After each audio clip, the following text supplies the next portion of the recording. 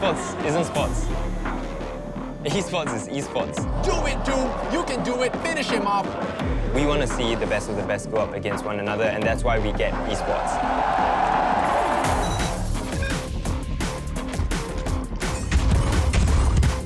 I think making so much money with video games, especially in this era right now, is definitely very possible. There you go, one more palm. Players are ready to walk in, stand by for opening. There's no height restriction, there's no physicality restrictions. Everyone is competing on the same level. I'm a Pokemon champion. I'm very proud that I helped represent Singapore. My end goal is to never stop improving and to make things better than what they were. I have seen what could be done in the West. How do I bring that back to Singapore?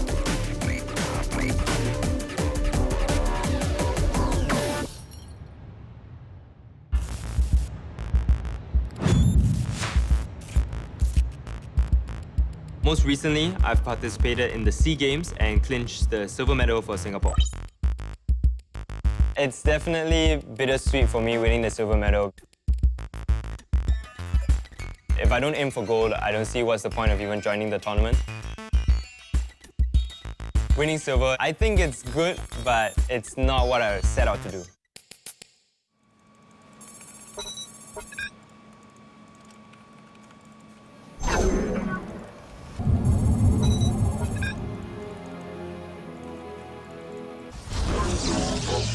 StarCraft 2 is a real-time strategy game. You start off with a bunch of workers and you get the resources to create buildings, and which then create your army, and you'll fight against another player. Whoever surrenders first loses, or whoever annihilates the entire base of the opponent wins. It's one of the highest APM games out there, actions per minute, which means that within 1 minute, your fingers and eyes probably have to move faster than any other game out there. A good analogy that I can give is imagine you're sitting there at your office desk and within 30 seconds, you have to reply an email, make a phone call, respond to your boss's insults, your colleagues' demands, someone stealing your food, type on a keyboard, do an Excel sheet at the same time, do PowerPoint slides, all this within 30 seconds. That's your actions per minute. Every decision kind of creates or results in different scenarios, and you have to constantly adapt, and it's really in the moment. That's why real-time strategy. When it comes to practice and the multiple facets behind it, a lot of it is also outside of the game, whether it comes to nutrition, physique, or things that can hone in on your focus, peripheral vision, attention span. And go.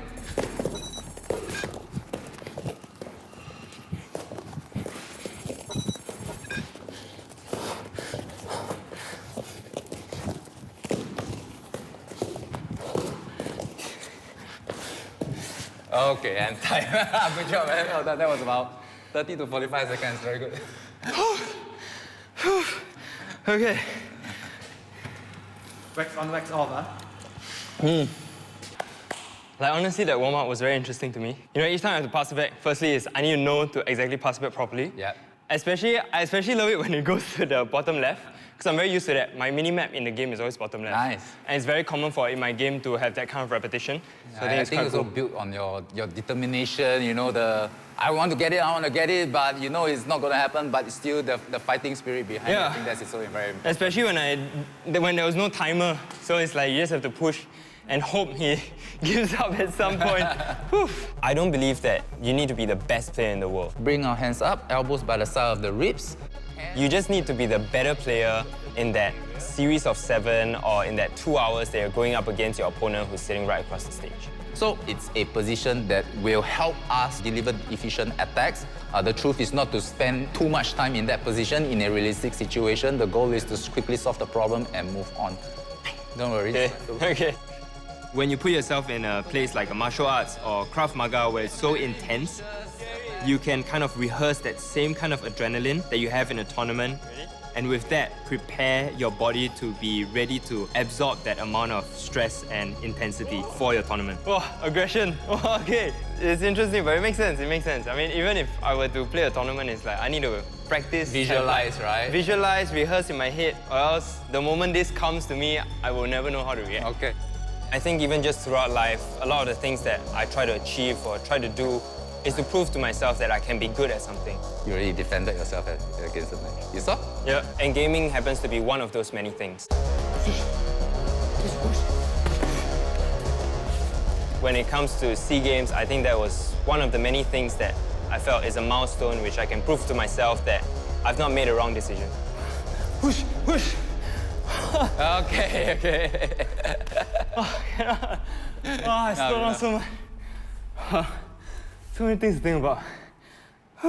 If you can see, initially you did actually rather well. Yeah. It's only when the fatigue comes in play, the ability of making correct decisions also start to deplete. The gross motor skills also start to deplete. That's what stress does to us, all right? These two main things are slowly getting out from your system. So when we are doing all these drills, is really just trying to enhance this ability of, while there's stress and fatigue in you, and still able to perform all the techniques and to still respond to all the attacks. Yeah, I think it is. Yeah. It's some very good training. Thank you so much. No worries, my pleasure. Hope to be back. Esports tourism is growing in the world. So you have seen a lot of events, for example, for League of Legends Worlds and Dota, the Invitational attracts a large amount of viewers and a lot of attendees to come, as well as professionals and companies and businesses.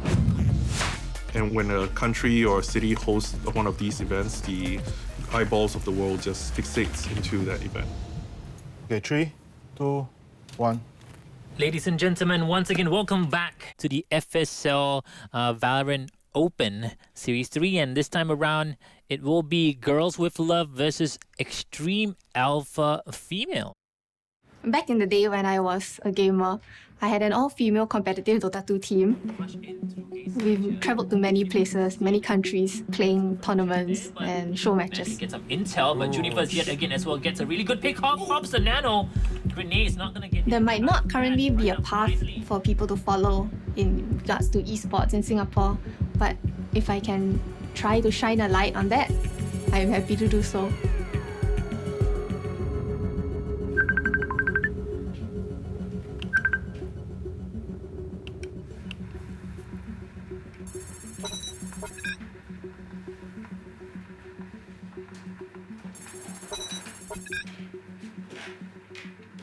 Kim, can you tell Jung to move her webcam a little to the left?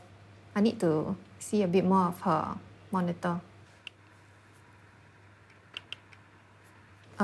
Still a bit more. Okay, I think maybe she cannot put the camera any further back. That's why she cannot capture so much. If it's not possible, then when we get into the game, just focus on the monitor. Our league is regional, so we have teams and players coming from places like Singapore, Malaysia, Thailand, Taiwan, Indonesia, Vietnam, India, ANZ, and even Mongolia. You know what? I think the players are set and ready. We're gonna go. Because of the pandemic, FSL has been forced to cancel all our offline tournaments and events, and we've shifted our focus to online. There are quite a lot of things to think about when running an online league, and sometimes it might be more complicated than actually doing a live event. There was an incident where this girl attached extra keyboard and mouse to a computer, and someone else was playing for her behind. And there's another incident where this guy actually wore a wig to play. I think a lot of people still have doubts about whether FSL can succeed. Top 10 Dinos! We are one of the first few in the industry to run a female league.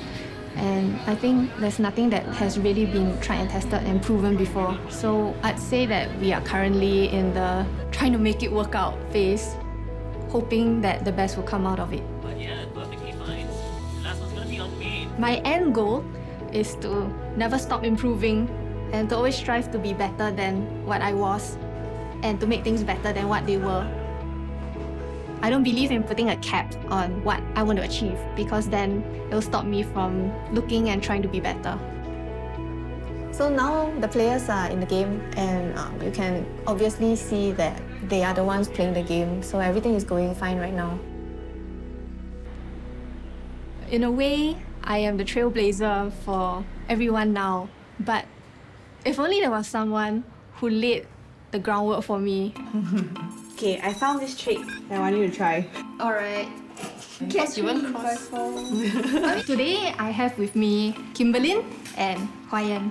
And they are my ex-Asterisk teammates. Kim, nowadays, she works at FSL with me, and she's also the co-owner of Team Asterisk. I'd say I'm a pretty competitive person. I like to be the best in anything that I start doing. Pole dancing is something that I do to challenge myself, to keep myself active, have fun at the same time. Don't lean down yet. It's more of like the waist. Yeah. Traditional sports was still my main focus up until university when I broke my ankle playing floorball in a competition. I was feeling very stifled. I couldn't take part in anything. So I channeled everything into eSports, and that's when I think I finally got quite serious about playing competitively. What's really exciting about eSports is that it kind of levels the playing field. As long as you have the mental fortitude and you focus on what you're doing, I think that eSports can be for everyone. Yay, good job! Everything is spinning. In esports, it is not always about the players and teams. It is this whole ecosystem that we want to try to build. The best way to build the ecosystem is to create a league where, other than the players and teams coming in, you also have the other moving parts that are involved. For example, the production, the crew, the caster, the host. Hey guys, welcome to Sweat City! It's your boy Lysander, and yes, I will be hosting you guys once again. You know the drill, guys. The more eliminations, the more money you get, all right? It's gotta be a sweat fest. That's why we call it Sweat City. You gotta try really hard. You gotta sweat a little bit. Otherwise, what am I giving you guys the money for, yeah? A shoutcaster is someone that narrates the gameplay that you see on screen. Do it, Doom! You can do it! A shoutcaster takes you through the action, and more importantly, the shoutcaster tells you what to be excited about and why it's so exciting. We try to transfer that energy that we feel as big nerds ourselves to the viewers back home who hopefully are enjoying the game as much as us, and help them feel that same excitement that we feel. That wraps it up, and congratulations once again to your boys Moon. Remember to follow this channel, and we'll see you guys next time. Yeah, peace. I just finished commentating a Sweat City segment. I self-fund it. It's a fortnight community tournament I do every month. When I was younger, not many people believe in gaming. There's always this, gaming is a waste of time, you don't get anything out of it. So it's a school holidays, and I'm giving the kids an opportunity to play for something, at least a little bit of money, a little bit of spending money. For me, I think the best way is to cultivate this whole spirit of competition when it comes to gaming, and it starts from the youth. So this is my very humble workstation. Gaming place is another set, but this is what I've put together. As you can see the clamps on the green screen. Repurpose some tripods. Single light here. Got the 2 screens. Got a laptop, and of course the most expensive thing on my desk is the condenser mic that I use. The reason why I got this is because your voice is like your commodity. It's your product, and you need to sound good. And there is no excuse. The rest I kind of skimped out on. The whatever makes the production fly, but the sound you can't cheap out on. My journey to becoming a shoutcaster was actually pretty interesting. There was this amateur Dota competition, and we signed up, wrote our names down on name tags and everything, and sat down to play at 8:45. The sad thing is, we lost by 9:15. It was embarrassing to go home at 9. So we hung out for a little bit, and then my friends saw this other sign-up line for aspiring commentators. They say it was a talent search. I thought, you know what, I'm going to try and apply what I've seen and put it into this competition. And long story short, I won. And that opened up the first door for me.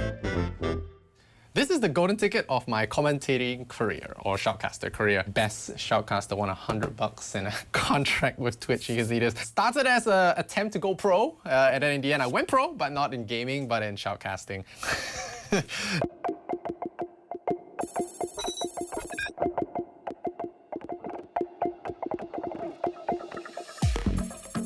Seattle was a fairy tale. It was everything anyone could have dreamed of coming out of school.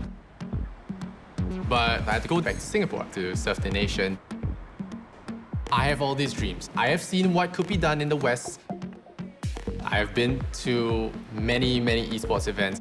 So I decided, you know what? I'm going to turn my sights back to Singapore. How do I bring that back to Singapore?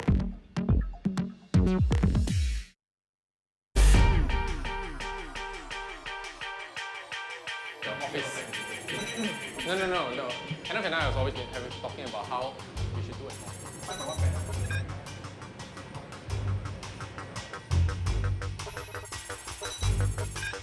What are you guys doing right now? Oh, we're testing out the game. Stress test machine. Stress testing. What about the sound? Are we confident on sound? Yep. What about the graphic? Is it coming up? Graphic versus 2. Yep. Very nice. For Sweat City, I was working alone, but with the gym now, I have the manpower, I have the production equipment to take my dreams to the next level. Build something so amazing that Singaporeans can be proud of. The idea behind is to have teams to incubate here. We want to try to nurture teams out of the gym. We want to try to have professional or even youngsters who have aspiration for esports to come here, and then we will teach them the proper way of doing esports. LED panels. So today's mission is very simple. It's the final day before the show day, before Doomsday. We're going to make sure everything works. All the people are sure where they are supposed to be going, and we're going to be briefing the talents later on. You guys will go there, your captain. A lot of talks about esports education, and GSI was just a good opportunity for them to be tested in the real field. So this is as real as it gets. I really want to bring more people, more able voices into the field. Dude, thanks for coming. You're early, so let's go do the brief in the casters room. I think everywhere else is kind of messy right now.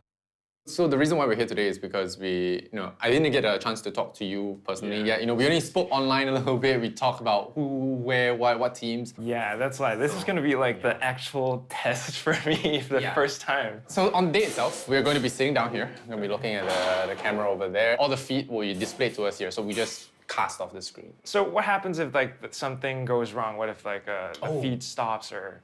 Okay, if the feed stops, hopefully it won't. It's up to you and your co-caster to talk shop. You guys will we have some talking points. That's what the talking points are for. Talking points are your safeguards. You do online events, normally it's just a green screen, right? And sometimes you control the mouse yourself, but here we're trying to take the pressure off you. So we have the observers downstairs. They're going to do everything. Just really have fun. Of course. Can't wait. Perfect spray tries to peak. For esports, I'm pretty sure if we put in enough effort, if the whole ecosystem is being run well, we will see another world champion in esports in the next 2 to 3 years, or even more world champion in the different games and the different competition that we've seen out there.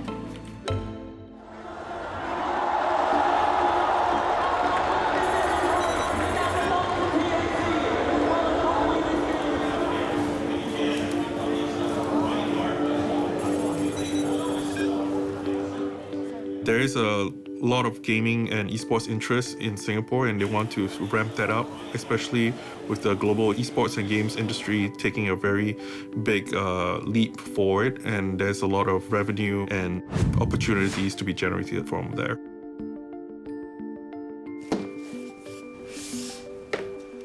Ever since I was young, I was actually always drawing in my school exercise books, like different levels, different game designs that I had ideas of. All the game design stuff I've learned was self-taught by just playing a ton of games. So if you're already playing a lot of games, you're already halfway there. As an artist, I see myself as more of a creator. I create worlds, I create characters. And drawing is just one part of that, one aspect of creating this world. As an artist, I see myself as someone that creates new universes and new worlds for people to enjoy.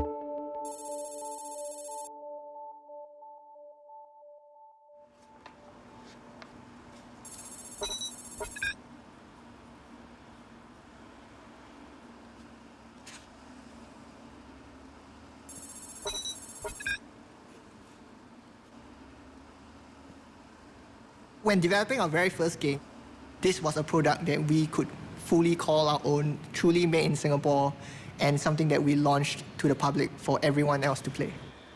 So the publishers actually liked the game, and we thought, whoa, okay, we can actually make a business out of this, right? People are actually paying money for the stuff that we make. I think what was lacking in that first game that we were coming out with was the semblance of a world, right? So we quickly realized that what we wanted to do was create a universe. So with Slashy Hero, we made around like 70,000 USD, I think around there. It wasn't a lot, right? But it was enough for us to actually develop our next game, which turned out to be Cat Quest. We felt everyone likes cats, right? The internet likes cats, we like cats, so it's already half the battle won, right? So it's always good, we felt, to start with something that everybody already likes and just make it even better going forward.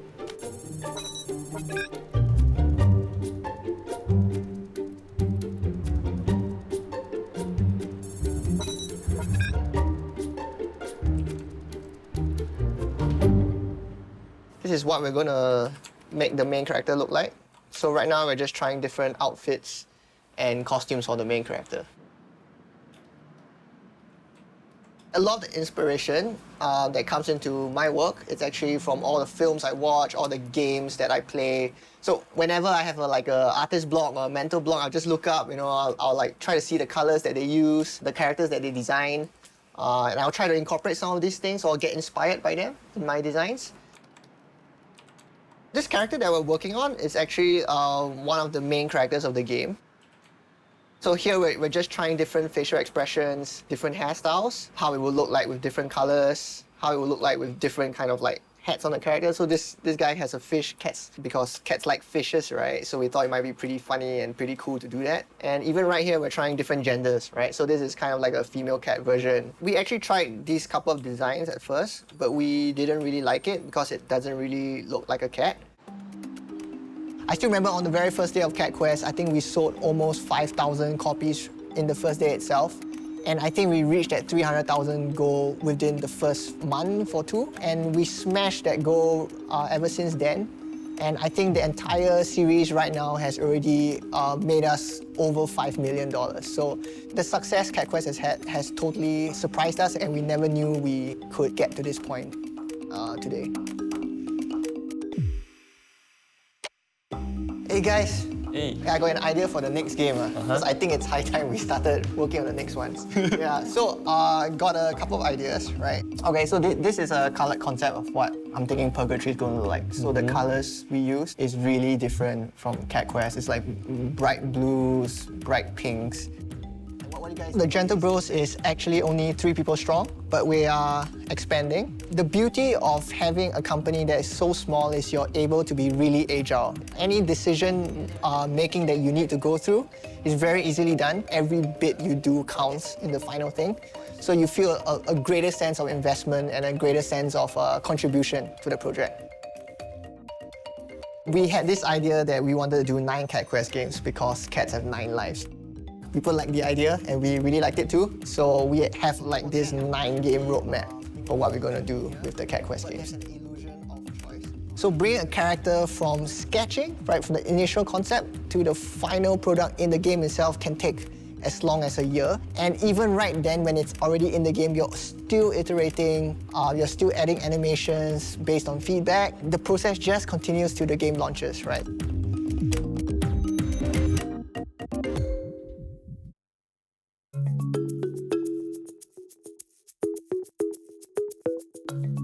A lot of people, actually they want to become game developer from a very young age.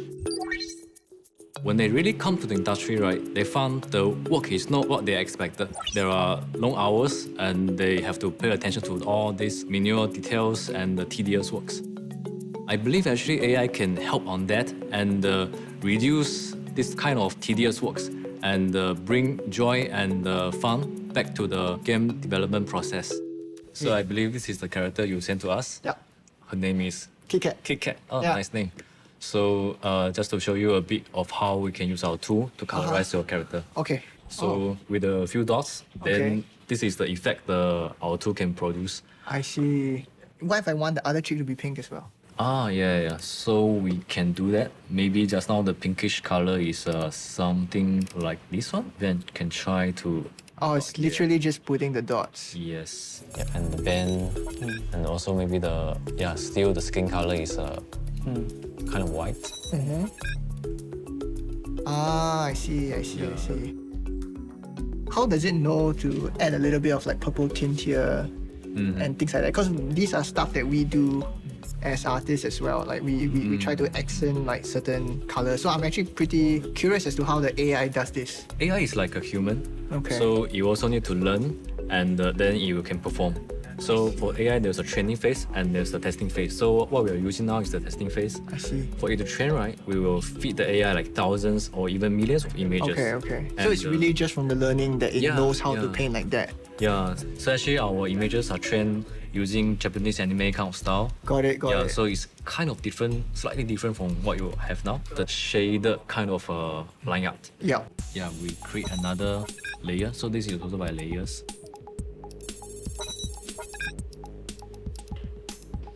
I myself also have some experience of doing game development, so I totally understand the pain points of this. Then I add another joint. Yeah. Okay. Then maybe I want one more here. 3 joints. 3 joints. Let's try. Okay. Yeah. So maybe you can define how the joint will move. Okay, we'll do like this thing, right? Okay. Can. Okay. Rigid. I see. I like how the hair moves pretty realistically. Like it looks like hair to me. Yeah. So like for the amount of work that it took. The potential is huge, and once we perfect that, it can really revolutionize the game industry. And it's not only the big companies will benefit, the small companies, game developers, and even the indie game developers, they can overcome the constraint of the resource, and they can build out their games and present their brilliant ideas to the world. Seeing our character get animated in just a couple of seconds is quite liberating because it shows us that going forwards we can very easily test new designs. It definitely shows promise in helping to speed up the design process. Cool.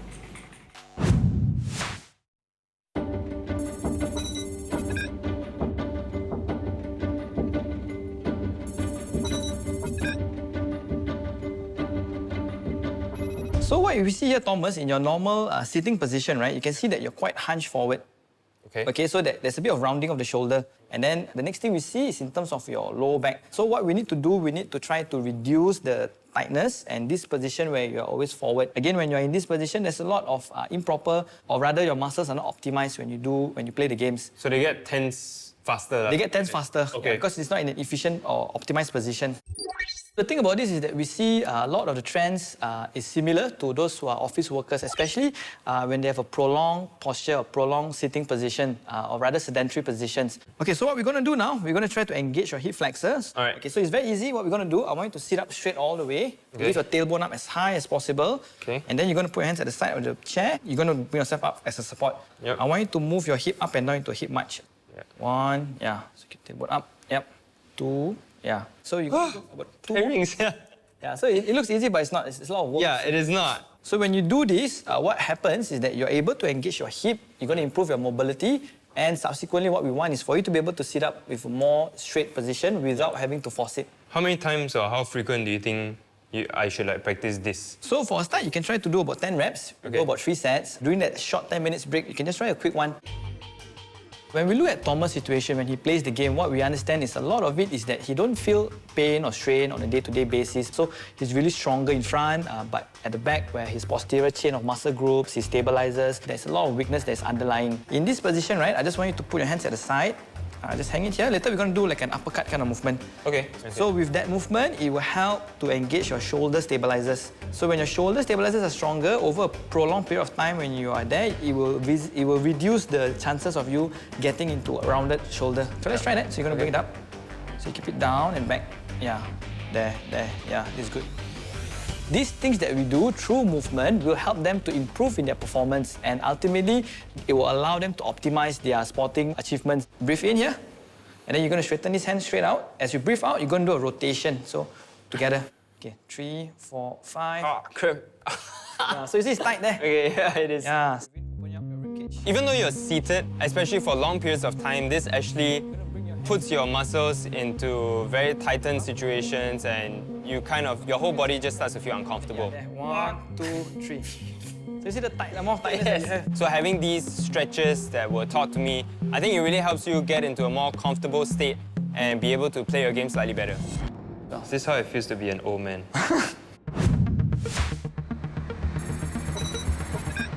If you want to align the stories now, you can do it. And then after that, go into like, okay, so GSI, 4 teams, best one in Singapore. Who are you supporting?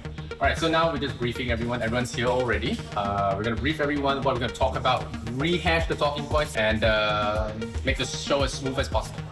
I don't think there was ever a time where I really wanted to give it all up. There were times where it was close. Players are ready to walk in, stand by for opening. But I took it as a sign from above. When I got fortunate enough to cast in the World Final for the first time, this is your destiny. And I believed it, and I really internalized it, like, do or die. I kind of accepted my role as, being a part mentor to the newcomers, showing them the way and guiding these new guys on the right path. If you call it your passion, you gotta be ready to go all the way. That is something that I've lived very strongly by.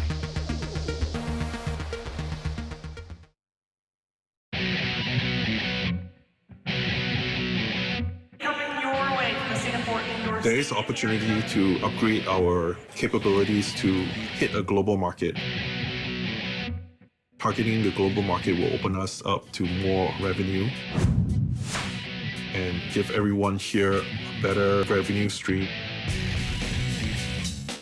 I think becoming a pro, of course, you have to be good in the game, but it also means that you can survive financially and you know how esports and how the market actually works.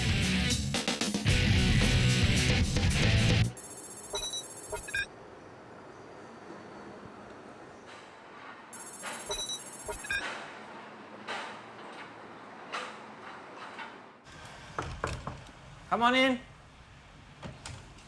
What's up? Hello, champion. What's up, Mr. Sagat? Come, let's have a round.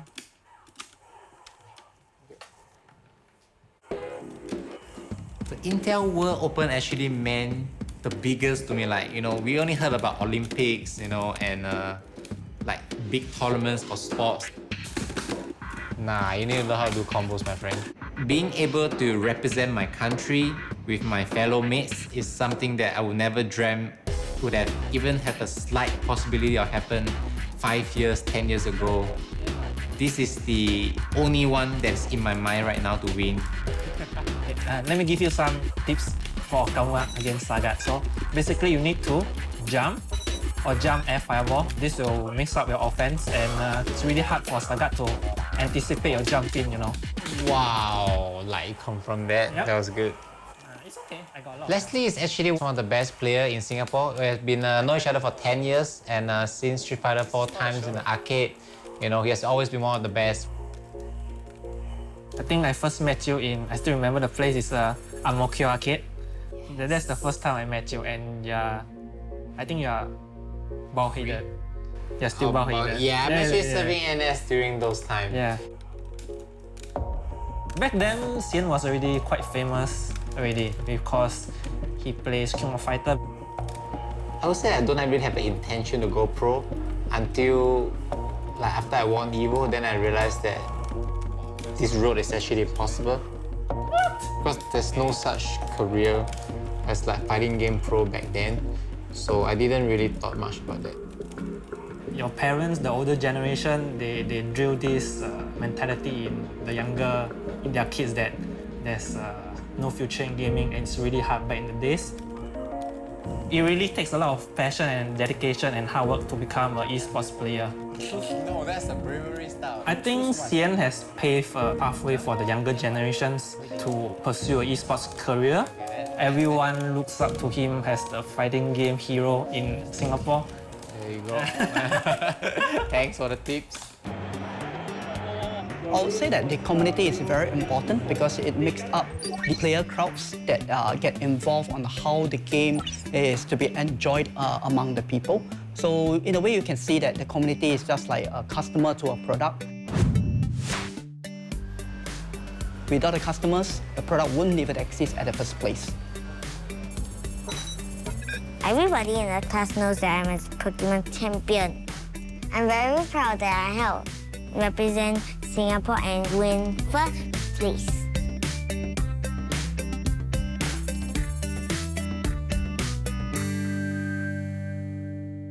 You'll start. Simon will start since she's younger. Simon. Yes. Oh, Simon finally got 1 point.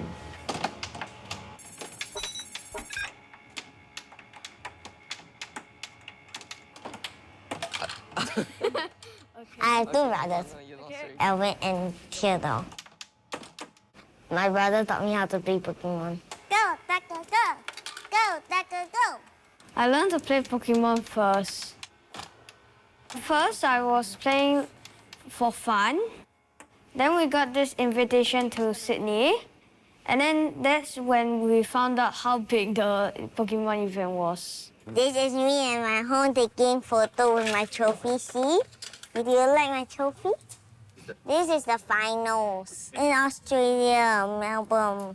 I was thinking that I would lose. This picture is my brother hugging me after I won the finals. Right, Uncle? Okay.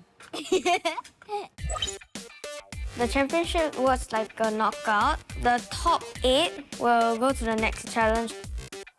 We all never expected for her to get into the top 8. I felt like it was a miracle. I've been playing for 2 to 3 years. And I've never won to the top 8 for this type of tournament. Yes, Simon I won. won already. Yay.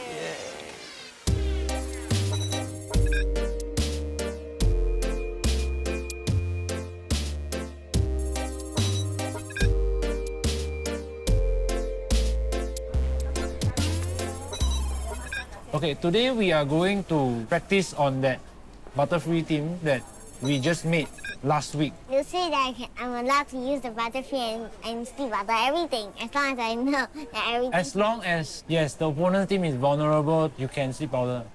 I been to about 2 big competitions in Washington, D.C. at America. So before we start, you know the game plan? I'm already prepared. This one is the same as Melbourne, right?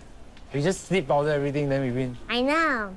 I still remember the first round of the finals. I sleep out everything. Yes, it's not exactly the same, but it's about there. So I don't want you to be complacent. I still need you to pay very close attention. When I was in the Oceania Championship, I feel excited and nervous at the same time. My opponents were sometimes very big and scary. Sometimes I just don't know how to play against them. What if you cannot sleep powder? Then? Flavor and Dustlock. Okay. Feasible. Makes sense. We are working through the game plan and flow charts for our new team because there's a timer that we cannot take forever to think when we are playing online. So we need to be on the same page. Therefore, we can think faster. Does Dustlock still have a job to do or not? I'm just going to let you do what. See what happens. The HP move at all? We're playing the competitive format. You have 6 Pokemon, your opponent has 6 Pokemon. So you have to choose 4, and your opponent has to choose 4 to bring. It's 2 versus 2. And the objective is to knock out all of your opponent's opposing Pokemon. Why don't you paint split? Why paint split? When you paint split with full HP against another full HP, right? Usually Dustlock HP is lower. But you paint split the Hydreigon, you see what happens? Then Hydreigon is what? 4 times weak to Fairy.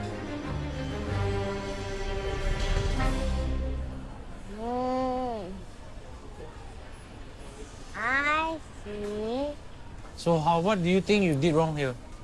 Pay attention to the screen when you playing. We don't have the computer show you how many turns of Trick Room left. I like that better. My coaching philosophy is always to instill a growth mindset onto Simone.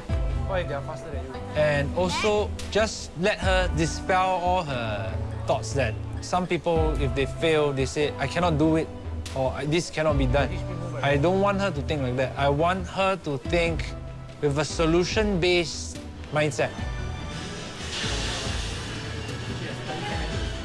I think it's quite impressive for Simone to be able to think about all these intricacies and have such critical thinking at such a young age. We went to Melbourne not having any expectations, but she surpassed all of our expectations and emerged as the champion. Simone is only 7 years old. She has plenty of time to improve, one step at a time. In the past, some people may think that gaming is a waste of time. But I think this perspective is changing. With gaming, if done in the correct way, it may potentially include many benefits for the user and enrich their lives.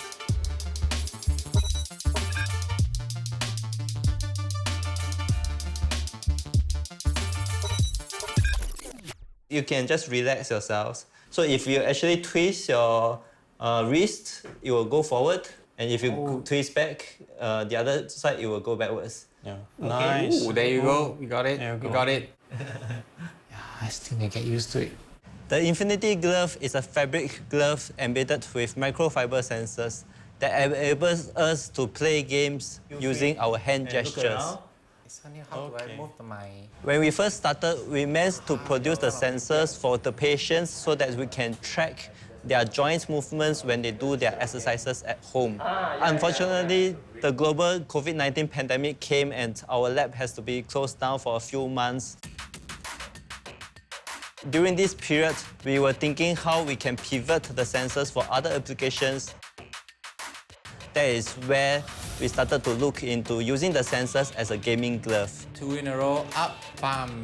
Actually, as a gamer, it's actually faster to shoot like this instead of pressing on the... That's really good. So that's how we want this to be more intuitive.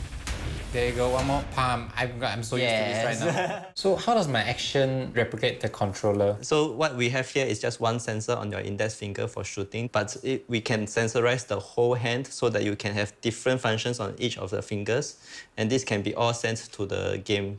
Ultimately, because this is a microfiber sensors that we can weave on any part of the body, so we can essentially produce products such as for elbows, for knees, even for socks, so that you can play a variety of other games and use all your whole body as a controller. So I can like customize a Shoryuken by doing this? Yes. And okay, I'm gonna get this band in tournament. I can be a world champion again. Once the sensors can be embedded into any kinds of fabric, this is where the magic can happen. Yeah, great. This is really serious machine. So with the data, we can see how much you press each button and the duration you spend to pressing each button and how fast you take to press the button. So this is actually really good for like training purposes, to see what are the stuff you have been doing wrong, like just from the chart. No more excuses for missing the combo. Wow, this is actually really going to the next level. There's no words for me to describe how gaming has changed my life.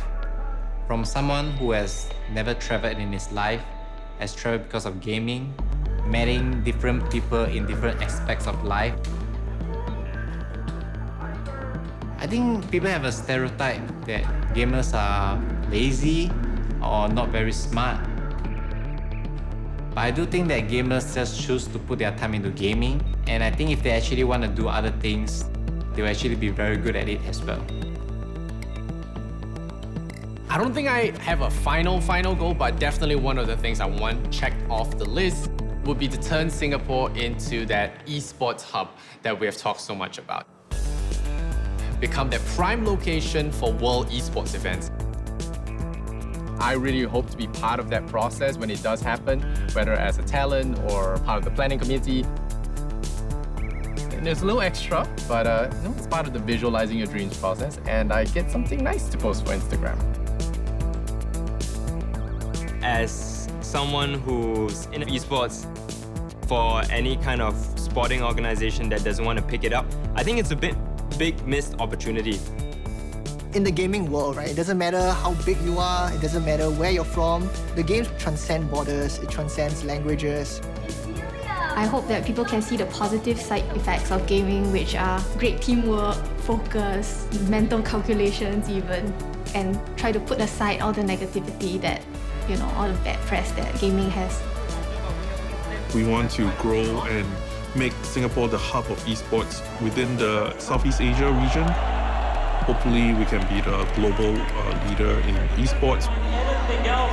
That is Vegas. It is Vegas.